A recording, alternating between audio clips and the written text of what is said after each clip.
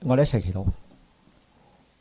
父神啊，今日係慶賀耶穌復活嘅日子，因為耶穌從死裏復活，我哋每一個人嘅人生先至嚟到去得以扭轉。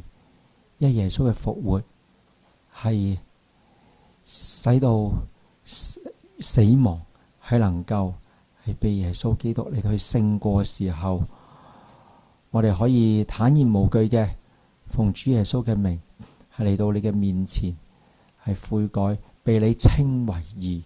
主啊，真係教導我哋係喺復活節裏邊，同埋喺人生嘅當中，我哋仍然會遇到困難，但係因着耶穌嘅復活，我哋能夠喺困難嘅當中嚟到去體會耶穌仍然係救贖我哋嘅神。禱告奉主耶穌基督聖名而求，阿門。今日咧係復活節啦，咁我哋自然都會係紀念耶穌復活嘅係。咁但係喺復活節當中，我哋會體會到咧，其實人呢仍然都係會遇到好多困難嘅事嘅係。當人遇到困難嘅時候咧，自然嘅反應就係自己救自己，自己救唔到自己嘅時候呢，就嚟到去求救，就揾人嚟到去救。好似細個嘅時候，我唔識游水，曾經試過一次浸親嘅時候呢，自己就唔識游水，救唔到自己呢，就掙扎啦，嗌啦，係咪啊？嗌邊個救我啊？嗌阿爸救我咯，係因為我細個啊嘛。咁結果咧就即係阿爸扶住我，咪救我咯。咁但係咧，即係我哋遇到困難嘅時候咧，其實我哋都好想有人或者係神嚟到去係救我哋嘅係。咁今日咧，我哋繼續讀詩篇第22篇嘅時候咧，就嚟到詩歌嘅19至31節嘅第二部分。咁大衛喺呢一首詩裏邊呢，仍然係宣告自己倚靠神，同埋訴說大衛自己嘅苦情之後呢，係向神祈求拯救，並且承諾喺聖殿裏邊敬拜佢，傳揚佢嘅名。今日我哋慶賀耶穌復活嘅時候，我哋唔單止係慶賀耶穌喺2000幾年前肉身復活，而且我哋到今日2000年後啊，仍然係能夠體會到復活嘅耶穌仍然係救贖我哋嘅。點樣救贖啊？就係藉着充滿信心咁樣嚟到去仰望神啦，同埋我哋願意俯伏嚟到去敬拜佢，嚟到去領略到嘅。頭先我哋讀呢一首嘅詩篇嘅時候，我哋亦都將詩篇22篇嘅題目嚟到去打翻落去嘅原因，就係因為詩篇其實當有啲嘅詩篇係有題目嘅時候呢，喺舊約希伯來文裏邊啊，嗰個題目係第一節嚟嘅。咁呢一首嘅詩篇嘅題目呢，就係講係大衛嘅詩，係大衛寫嘅，就調用朝錄。咁咩叫朝錄呢？呢一啲呢，佢哋應該係古代以色列嘅時候，係一啲好普遍、好流行嘅一啲嘅曲調嘅名嚟嘅。但係嗰啲曲調呢，今日嗰個嘅調係點呢？我哋就唔知道啦，我係唱唔翻出嚟啦。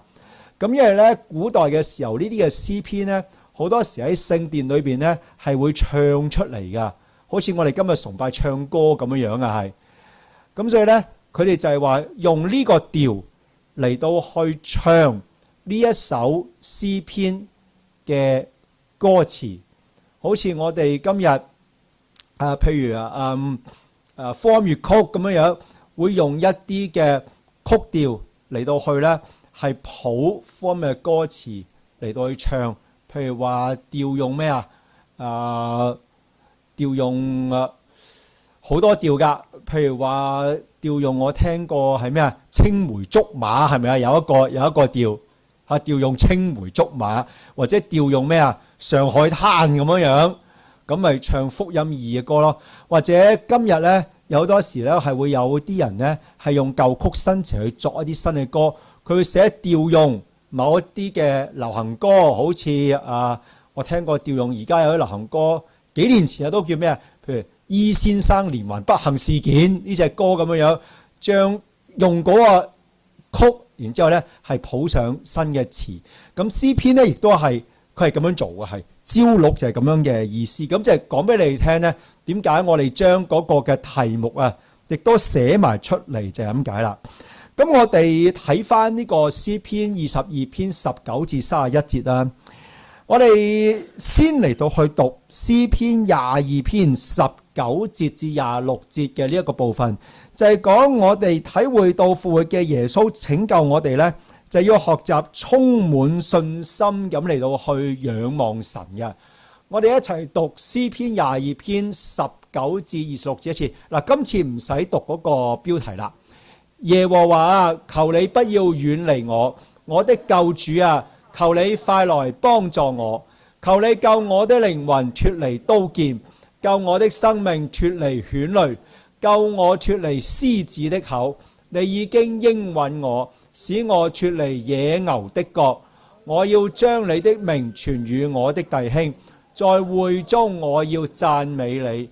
你們敬畏耶和華的人要讚美他，雅各的後裔都要榮耀他，以色列的後裔都要懼怕他，因為他沒有藐視憎惡受苦的人，也沒有向他掩面。那受苦之人呼籲的時候，他就垂聽。我在大會中讚美你的話，是從你而來的。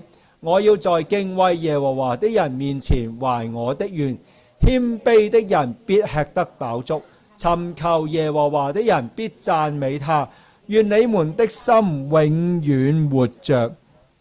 我哋睇呢一個段落嘅語氣呢，同埋用詞，同我哋上次3月份嘅時候讀詩篇22篇1至18節呢，佢好唔同嘅喎。係喺22篇之前12節至到18節呢，大衛呢，佢係講到佢遇難嘅凄慘嘅係，但係呢，呢一度呢，佢好多時呢係會用我同埋你啊，用我係親自嘅嚟到去向神呼求，求神唔好遠離大衛自己啊，並希望神嘅幫助係快快咁樣嘅嚟到。然之後呢，喺詩篇22篇20至21節呢，佢係用一啲嘅象徵啊嚟到去係比喻大衛遇到一啲嘅險境。雖然呢啲險境係我哋唔知係乜嘢嘅險境，但係呢，我哋只係感受到呢，佢係遇到緊一啲嘅困難，一啲嘅險象。例如佢會係用刀劍啦、犬類啦，犬類即係野狗啦，其實係野狗其實係好危險嘅。我哋喺多倫多就冇遇到就係，但係如果係俾野狗圍住呢，係好危險嘅。早排咧，亦都係有一個加拿大人咧喺澳洲咧，係俾野狗襲擊嘅，係襲擊咗之後咧，結果係浸死咗嘅，係。咁所以咧，其實咧一群狗圍住咧係好危險嘅，係。仲有就係咩啊？獅子啦，好明顯啊。其實如果見到隻獅子衝緊埋嚟咧，都好驚㗎。你問我點知？因為我差唔多遇過咯，係因為係驚㗎。仲有就係咩啊？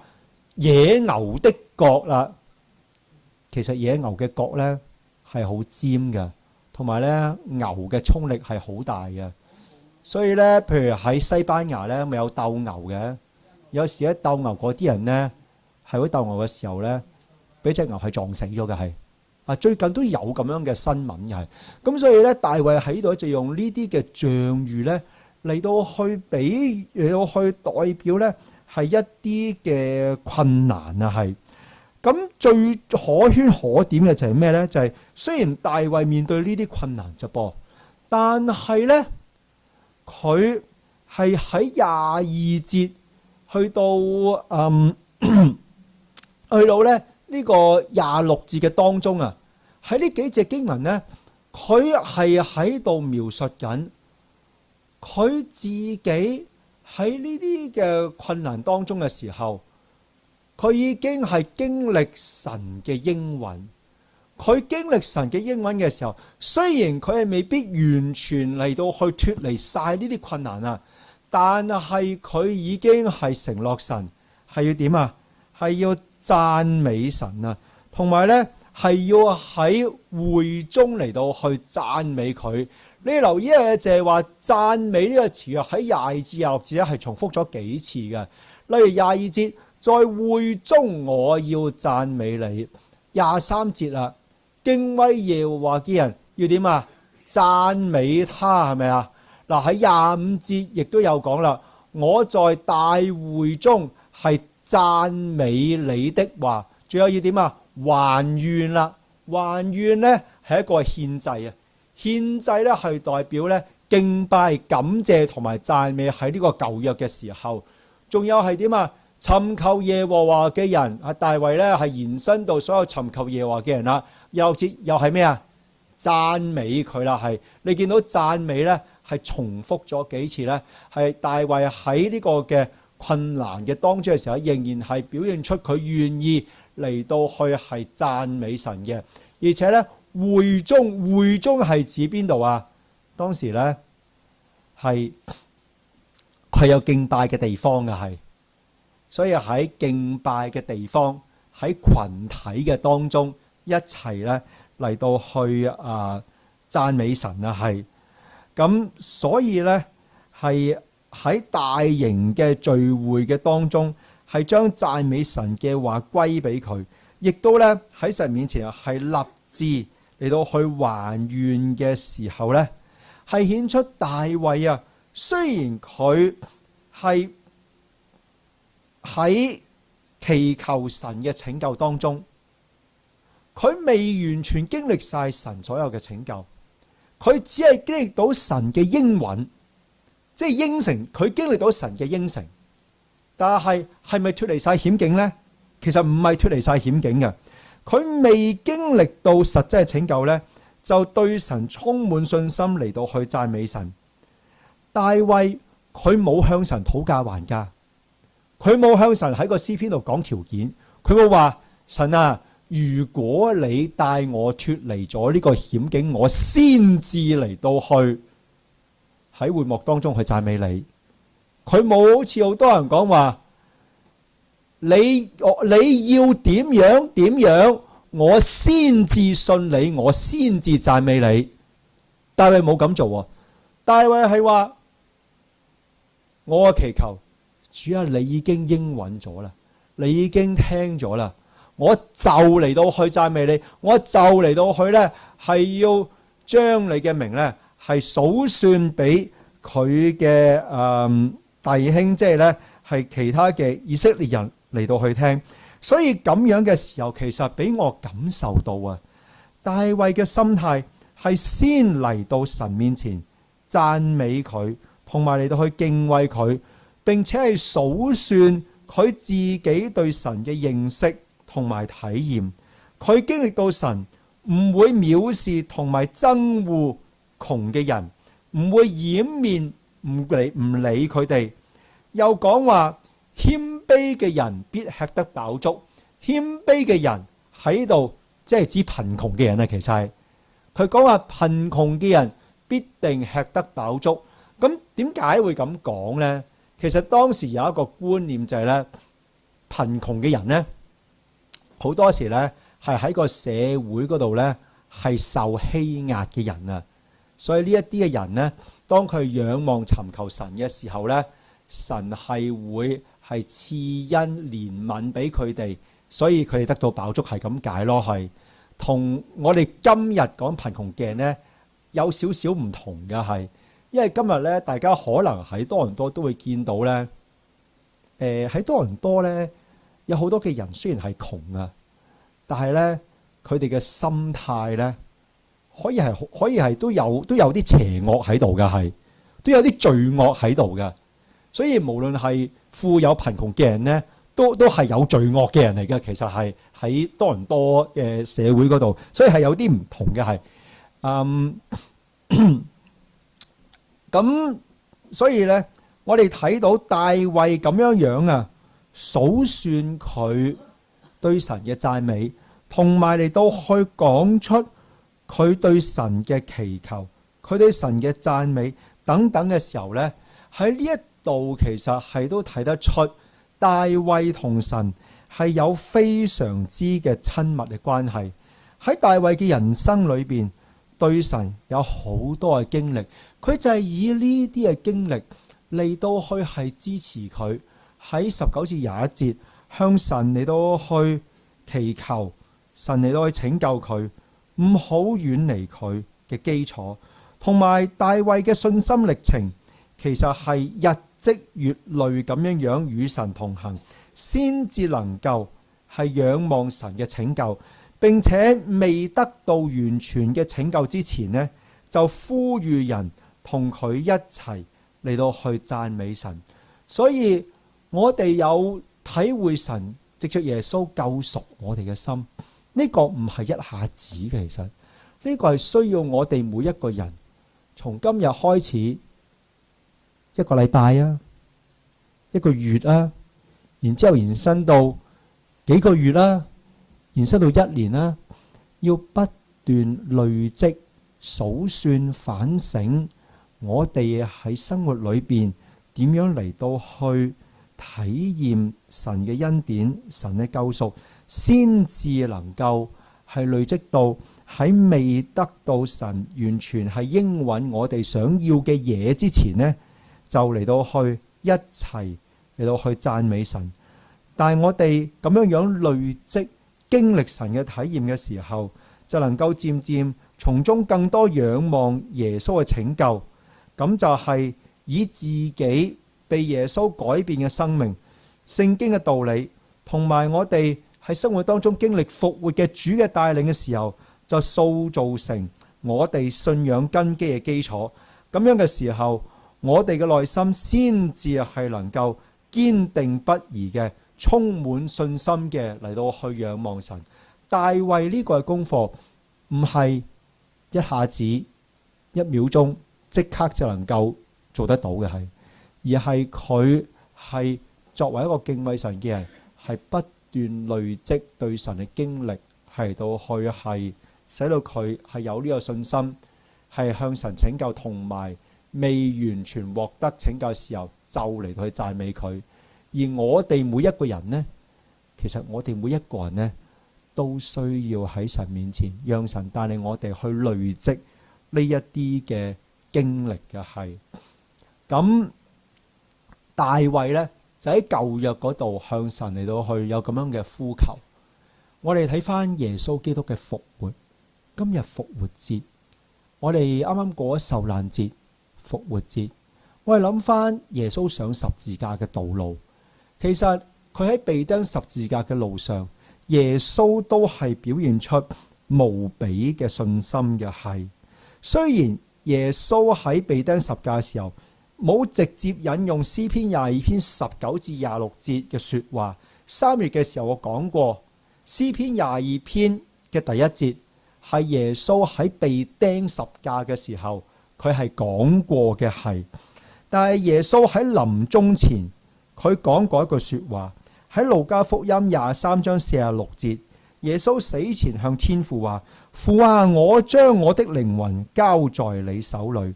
呢個係佢表現出佢自己對天父係充滿住無比嘅信心。雖然耶穌係為世人承受十字架嘅苦難，但係佢都好似大衛咁樣，仍然係堅持落去，嚟到去信靠天父。我哋會記得耶穌喺客西馬尼園祈禱嘅時候，喺路加福音22章43節有記載過，耶穌喺客西馬尼園祈禱之後，有天使顯現，係咪？有天使顯現嘅時候，係加添佢力量，加添耶穌力量去做乜嘢啊？留意一樣嘢，我哋通常諗呢，話天使嚟加力量啊，就係解救我哋脫離災禍，係咪？天使加俾耶穌力量，唔係耶穌唔使被釘十架，唔係耶穌喺十架度冇痛苦啊！天使加俾耶穌力量嘅時候，係耶穌係有能力繼續嚟到去行十架嘅苦路，係承受痛苦，承受被唾棄、被棄絕，同埋係被人所殺嘅十架道路，甚至乎係要嚟到去死喺十字架度。人佢嘅人性係完全係被人嚟到去唔尊重，佢咁做係為咗尊榮天父，為咗救贖我哋同埋古今中外每一個人，而嚟到去承受莫大嘅痛苦。但係我哋呢，我哋喺生活有時候受到唔願意嘅事情影響呢，我哋有時會覺得好難時時體會到神藉耶穌賜俾我哋嘅呢一份嘅救贖。我自己體會到係點解呢？因為好多時我哋不其然呢，好自然嘅呢樣就係話，好自然去期望呢，神係按照我哋嘅心願嚟除去我哋嘅苦況。我哋好多時係好想話耶穌救贖我哋啊！係耶穌按我哋自己想嘅攞走我哋呢啲嘅苦況，還原我哋本來喺苦況嚟到之前習慣咗嘅平穩富足嘅常態。但係我哋會發現有陣時神會咁樣做，但係亦都有好多時候呢係唔會立刻發生嘅。係當我哋面對我哋想要嘅拯救，我哋所心願神除去我哋嘅苦況唔立刻發生嘅時候呢，就係我哋要更加點樣去仰望復活嘅主嘅帶領嘅救贖嘅時候啦。我哋可以向大衛學習，就係先以自己對神嘅信心嘅根基嚟到神嘅面前仰望佢，按照我哋自己對耶穌赦免我哋嘅罪，對耶穌死而復活嘅救贖嘅經歷嚟到去讚美神，好似大衛一樣，充分相信神係看顧我哋嘅真神。其實我哋要俾神嘅話喺復活節提醒我哋一樣嘢，耶穌嘅受苦、死亡、埋葬同埋復活係恆久不變嘅。係我哋遇到嘅環境，我哋嘅身體嘅健康或者疾病係會變，我哋嘅身體隨着年紀、隨着時日係日日係會變化。點樣變化？好簡單，大家睇翻自己嘅相咪知咯。而家嘅樣對比翻幾年前啦，對比翻10年前啦、20年前啦，係咪睇到啊？嚇，係咪身體嘅變化係？雖然都會睇到啊，我而家嘅樣呢，同我20年前都有啲似樣嘅，但係呢，會唔會係唔同咗啊？係唔同咗啩？係咪？例如我最近睇我一啲舊同學喺網上嘅相，我一睇啊，有啲我仲認得冇乜變，有啲我睇呢個邊個嚟㗎？唔認得嘅。係個問題喺邊度呢？係我哋變啊！我哋嘅身體狀況會變，我哋嘅內心會受試探會變，但係呢，耶穌嘅死、耶穌嘅復活係永久不變嘅。係所以無論我哋生活幾咁困難都好，耶穌嘅救贖係不變嘅，耶穌嘅安慰，耶穌嘅賜俾我哋永生嘅盼望，呢個係不變嘅。所以我哋要充滿信心咁仰望神嘅時候，我哋要嚟到去喺復活節嘅時候開始喺學翻，譬如先一個禮拜或者一個月啦，就係話我哋遇到而家嘅困難，我哋要嚟到去仰望翻不變嘅主，不變嘅耶穌基督，先至能夠係俾到我哋係有呢一個穩固嘅盼望嚟到去帶領我哋度過人生嘅困難。我哋體會復活嘅耶穌救我哋，第二樣嘢就係要願意俯伏嘅嚟到去敬拜神。呢個我哋一齊讀一讀詩篇22篇27至31節一次。地的四極都要想念耶和華，並且歸順他，列國的萬族都要在你面前敬拜，因為國權是耶和華的，他是管理萬國的。地上一切豐肥的人必吃喝而敬拜，凡下到塵土中不能存活自己性命的人，都要在他面前下拜，他必有後裔侍奉他。主所行的事必傳與後代，他們必來把他的公義傳給將要生的民，言明這事是他所行的。所以詩篇喺22篇27至31節呢，係用咗三個嘅求告啊，三個嘅要求呢嚟到去帶出嚟嘅係喺27節嗰度呢，第一個要求呢，第一個求告就係咩呢？係想念，係大衛佢要求地嘅四極想念耶和華。第二個求告係咩啊？歸順。第三個就係咩呢？敬拜。所以係三重嘅求告：想念、歸順同埋敬拜。敬拜呢，喺舊時嚟講呢，係帶有一個意思呢，係跪拜咁解嘅。係喺舊約嚟講，如果講到敬拜呢，好多時係帶有跪嘅意思嘅。係因為喺中東嘅文化裏邊呢，對神呢係一定係跪嘅。係新約都有噶，例如呢，新約裏邊呢係講過有一個管會堂嘅人叫睚魯啊，佢12歲嘅女呢病得好重，就係病死啊。佢係嚟到耶穌嘅面前嚟去求耶穌救佢嘛。佢嚟到耶穌面前呢，其實睚魯喺嗰段聖經講呢，係向耶穌跪拜嘅。係所以敬拜呢係有跪嘅意思嘅，係喺度。所以我哋今日呢都要嚟到去係有啲嘅時候係喺呢個神面前呢嚟去跪拜獨一嘅神嘅。係咁，所以咧喺呢一度咧，仲有就係敬拜咧，仲有就係唔單止係跪啊，仲係咩啊？係低頭啊，係低頭嚟到去敬拜耶和華。點解要咁做啊？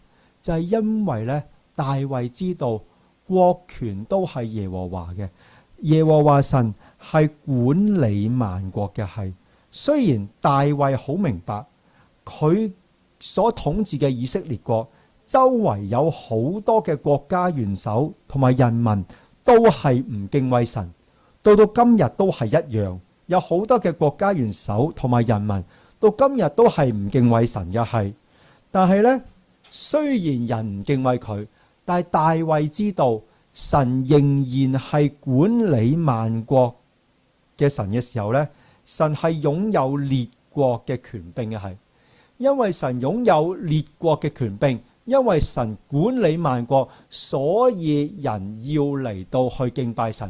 而且29節講到係有一個對比，用綠色嘅字嚟到寫咗㗎。係咩人要嚟到去敬拜啊？敬拜都係重複㗎噃。豐肥嘅人，即係地上一切豐足嘅人，要嚟到去敬拜，吃喝有得食有得飲，但係都要敬拜。我有時覺得我哋今日坐喺呢度，我哋有衫着有得食，我哋個個都係豐肥嘅人，其實係因為我哋今日都係滿足嘅。我哋今日有地方住，冇錯，住嘅環境個個唔同，但係我哋係有地方住，我哋唔係無家可歸。第二，我哋有足夠嘅衫嚟去着，冬天唔會怕，冬天唔會凍。第三樣嘢，我知道而家出邊嘅物價好貴，出去食嘢又好，去超級市場買餸都好，個個喺度話貴，但係話貴嘅時候，我哋仍然買得夠嚟食。行，我哋有啲人有車，冇車嘅，我哋都有錢嚟到去搭車啊，係咪？所以我哋有衣食住行都豐足嘅時候，我哋都係豐肥嘅人。必定要點啊？吃喝同埋咧，我哋仲要係敬拜神。大衛都係咁講嘅，係。咁大衛仲講喎，下到塵土中不能存活自己性命嘅人，都要嚟到去到神面前下拜。下拜即係敬拜啦，亦都即係跪拜，同一個意思嚟嘅係。嗰一啲去就嚟性命失去嘅人，仰望耶和華，都要嚟到去係敬拜佢啊！其實我都睇到有一啲人，佢哋嘅生命可能就嚟到終結嘅時候，佢哋仍然都係願意稱耶穌為佢哋嘅主嘅時候呢，呢個就係佢哋知道。佢哋雖然肉身嘅生命係就嚟冇啦，但係佢哋仍然願意嚟到去敬拜神，唔會因為病醫唔好而嚟到去否認復活嘅主嘅救贖。所以其實敬拜呢，唔係淨係平時係星期日咁嚟到去參加敬拜聚會嘅。其實敬拜咧，喺今日嚟講咧，更加係我哋每一日對神嘅心係有幾專誠嘅。係星期日同埋其他嘅日子，我哋有幾熱衷嚟到去敬拜神呢？係反映出我哋對神嘅心係點樣嘅。係好似大衛，唔係淨係喺危難嘅當中呼籲人一齊嚟去敬拜神。其實詩篇22篇成首嘅詩呢，係佢自己喺全首嘅詩裏邊流露出對神嘅依靠、哀傷同埋堅信嘅時候，就用佢嘅感受同埋佢嘅行為嚟到去敬拜神。同埋詩篇22篇第29節嚟到呢度嘅時候，喺今日嘅復活節，亦都提醒我哋生活豐盛，好似而家呢個時候。我哋一齊嚟到去敬拜神，但係有陣時覺得生命好難活落去嘅時候，我哋仍然都要敬拜佢。你話我哋平時點樣敬拜啊？平時可以祈禱噶嘛？平時可以讀經噶嘛？平時可以唱詩噶嘛？係，我好同意。幾個禮拜之前呢，我喺網上聽有一個人講，我冇時間聽晒佢所講嘅，但係佢講一樣嘢就係咧咩呢？佢話呢，祈禱係唔可以妥協嘅。佢講嘅意思係咩呢？就係話祈禱唔好停止啊！即係話唔好因為我哋有第二啲嘢做，或者有第二啲嘢嚟到去顧，而減少或者係刪除咗向神祈禱嘅時間。咁呢個我好同意，因為我發現當我祈禱嘅時候，我自己嘅心態係能夠安靜翻嚟，去翻到神嘅當中。去靠神帶領我去度過我每日嘅掙扎。其實我哋個個人都係一樣，都需要祈禱。我哋再諗一樣嘢啊，當耶穌喺地上嗰陣時，有冇向神祈禱啊？有啊，係咪喺頭先講道先講啫嘛？客西馬尼園向神祈禱咗幾多次啊？3次係咪啊？耶穌喺佢最艱難嘅時候，有冇嚟到去忽略或者妥協咗祈禱嘅時間啊？冇啊，係咪？而耶穌喺佢一生喺地上嘅當中，都有好多嘅時候，佢係獨自上山向神祈禱嘅。咁既然耶穌係我哋嘅主，設立咗呢個榜樣禱告同埋敬拜嘅時候，我哋更加要嚟到去學習。無論我哋生活富足，無論我哋生活遇到艱難，我哋都喺神面前要一齊日日嘅嚟到去敬拜佢。起碼祈禱我哋唔可以妥協，唔好嚟到去忽略。正如喺新約聖經裏邊，我記得有一段新約嘅經文，呢一度咧都係頭先我講過噶啦，係譬如話我哋如果係親近復活嘅主耶穌嘅時候，佢帶領我哋實踐到有敬拜生活嘅方式咧，無論富足艱難，都能夠默想神嘅話，同埋頌唱詩歌嚟到去咧敬拜佢，同埋咧嚟到去係讚美佢。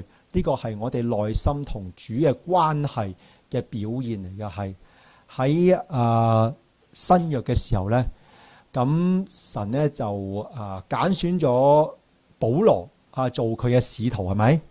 咁咧保羅有一位同工嘅叫西拉啊，係。咁有一次咧，佢哋係去到歐洲嘅一個城市叫做腓立比。腓立比咧係喺今日嘅希臘嘅東北部啊，喺當時咧係羅馬嘅殖民地嚟噶，有好濃厚嘅羅馬文化喺度。佢哋喺嗰度傳福音啊，咁咧就趕鬼啊，即係喺一個女仔嘅身上咧係趕一隻鬼出嚟啊，係。咁佢因為呢件事咧就俾羅馬人拉咗嘅，係你去拉佢坐監嘅，係。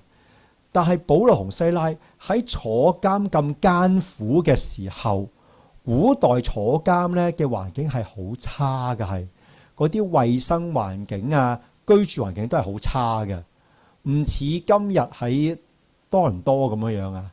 即係多倫多咧坐監嘅環境咧，比較起古代嚟講咧係好好多噶啦，係。你問我點知啊？見過咯，因為我舊時做過呢啲福音工作。咁但係保羅同西拉咧嗰個嘅環境係好差嘅，係。仲有你留意喎。佢哋兩隻腳係上咗咩啊？木狗啊，係，即係上咗腳扣啊！嗰啲腳係鐵嚟㗎，係。佢哋係被綁住嘅，係。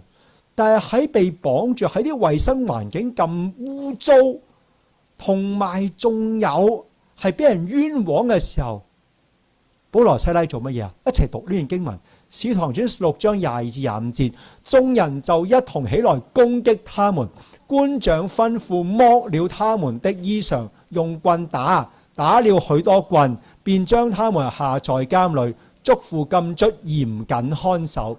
禁卒領了這樣的命，就把他們下在內監裏，兩腳上了木狗。約在半夜，保羅和西拉禱告唱詩讚美神，眾囚犯也側耳而聽。原來保羅同埋西拉喺困境嘅當中，喺咁惡劣嘅環境當中，俾人無理咁樣打完啦，坐緊監嘅時候，仍然敬拜神。佢哋嘅敬拜，其他嘅囚犯都聽住。仲有後來神有神蹟喺呢一個嘅敬拜嘅當中。如果即係我哋翻屋企睇嘅時候，再睇落去就係咧呢個嘅禁卒啊，見到神蹟。見到監房嘅門全部開晒，但係佢哋冇走到呢。嗰個禁卒因為咁樣而全家接受咗耶穌作為佢嘅救主，全家係受洗接受耶穌。後來呢，保羅同埋西拉呢係被釋放翻出嚟嘅，係。咁所以我哋係睇到啊，原來我哋對神俯伏嘅敬拜呢，係無論喺豐足，無論喺困難嘅時候，復活嘅主仍然係配得我哋敬拜嘅，係。咁詩篇22篇30至31節嘅時候呢，就係一個總結嚟嘅。神嘅公義拯救喺實踐出嚟嘅時候呢，係能夠俾後來嘅人嚟到去侍奉佢嘅。係我哋睇一睇30至到31節呢，呢一度呢，全呢一個字啊，我用紅字標咗，出現咗2次嘅係。但係咧，雖然中文聖經就係同一個字啫噃，但係喺希伯來文裏邊咧，呢兩個字咧，呢兩個全字咧，意思係完全唔同嘅。係點解咧？因為希伯來文裏邊咧，前面個全同埋後邊個全咧係兩個唔同嘅字嚟嘅。係前面30節下半部分所講，主嘅所行嘅事情會被傳到後代，呢一個傳嘅意思係數啊，係計算咁解啊，即係話主所行嘅事係會被後代嚟到去數翻出嚟啊。係咁，但係22篇31節下邊嗰度，神嘅公義傳俾將來所要生嘅民呢，呢一個傳呢，31節嗰個傳呢就係宣告咁解，即係話後來嘅人會嚟將神嘅公義宣告俾將要生出嚟嘅後代嘅人民，驗明呢啲嘅公義嘅事係神所行嘅。係咁，所以呢一度呢，傳與後代同埋傳俾將要生嘅民，就係話數算主嘅事同埋宣告主嘅事嚟到去俾後來嘅人聽。呢度同耶穌嘅復活係好有關係嘅，因為耶穌從死裏復活，戰勝死亡，40日之後被神接翻去天上，成就咗神嘅義。但係耶穌喺升天之前啊，佢做咗一樣嘢嘅，就係差遣啊。佢差遣門徒要做乜嘢啊？佢差遣嗰11個門徒做乜嘢啊？傳福音。聖經唔係咁寫嘅，但係大使命係啦。嗰段聖經馬太福音28章呢，耶穌係差遣門徒，係要使萬民做佢嘅門徒。使萬民做佢門徒要點使萬民做門徒啊？要去，同埋呢，仲要係點啊？奉聖父、聖子、聖靈嘅名，係要同佢哋施洗。見證神係三位一體嘅，呢個主日學講過。同埋仲有耶穌所教訓過嘅都要教導人遵守啊。係咁樣嘅時候，耶穌係差遣人，係要叫人係做佢嘅門徒。既然係咁樣嘅時候，到我哋今日，我哋活喺2000年後嘅今日，仍然都要數算同埋宣告耶穌所行嘅事情，耶穌嘅愛，耶穌嘅公義喺2000年來一代一代咁樣俾好多人喺世界好多嘅地方數算同埋述說。所以耶穌嘅復活話俾我哋知，佢今日仍然都係活着嘅神，係配得我哋每一個人啊，係嚟到去敬拜佢，同埋嚟到去係讚美佢嘅。係仲有一樣嘢，就係話我哋今日仍然要敬拜耶穌，讚美耶穌，亦都能夠體會到耶穌先係救贖我哋嘅主。我哋高舉耶穌，佢係神，佢係從天上而嚟拯救我哋嘅。我哋唔係將已經死咗唔能夠復生嘅人高舉為神明，同埋高舉為偶像。我哋今日歸向耶穌嘅人，我哋唔可以，亦都唔會再做呢一啲嘢嘅。係仲有就係耶穌嘅死亡同埋復活，係不斷嘅塑造同埋看顧我哋，叫我哋今日仍然能夠具體咁樣述說耶穌嘅恩典，耶穌嘅救贖，嚟去數算耶穌點樣主宰我哋嘅生命，點樣眷顧我哋生命。我哋咁樣數算耶穌嘅恩典救贖帶領嘅時候呢，我哋就係宣告緊耶穌係活着嘅主。好似我哋有時會唱一首嘅詩歌，呢首詩歌通常感恩節唱嘅係，不過我哋其實時時都可以唱嘅。呢首歌呢係叫數算主恩啊！我諗我哋好多人都唱過㗎啦，係咪啊？係邊個唱過啊？舉手啊！唱過未啊？大家數算主恩啊！唱過啦，係咪啊？呢首歌裏邊呢，有一句咁樣嘅歌詞啊：主的恩典樣樣都要數，必能叫你驚訝主奇妙看顧啊！係原來呢，喺數算主嘅作為嘅過程裏邊呢，就係宣告耶穌係活着嘅主，賜俾我哋超越肉身生命嘅享樂同埋死亡嘅盼望，將人認為絕望嘅疾病，將人認為死亡嘅冇希望，轉變成為永生盼望嘅開端。例如我見過有人俾醫生診斷佢有癌症，佢未信耶穌嘅人，佢點啊？佢係會覺得擔心同埋絕望嘅係，但係一個好堅定咁樣清楚耶穌係復活嘅主，係愛佢嘅主嘅時候，我亦都見過俾醫生診斷末期癌症，會唔會擔心？會擔心。會唔會承受好多痛苦呢？會。但係喺擔心同埋嘅痛苦嘅當中，仍然對神係有好多嘅盼望，仍然對神係有好多嘅信靠。